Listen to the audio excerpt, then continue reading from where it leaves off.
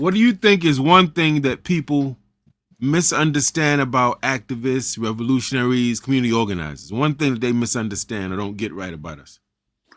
We need love, tender love and care. We need support. We need funding. You know, I mean, I say that because I know for a fact that a whole lot of great work can go on if you help. If the person doing great work has the kind of support that he needs, she needs in love, and not just love, but material too, physical, material support. That's important.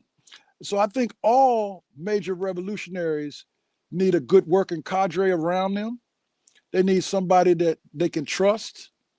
They need to be able to be invited to do various different things that can help support the work at the end. So that's what we need, support.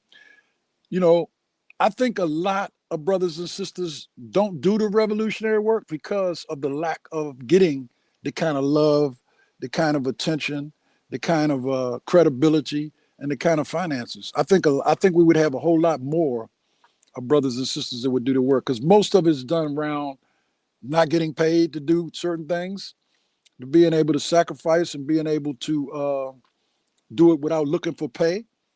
But at the same token, everybody needs support.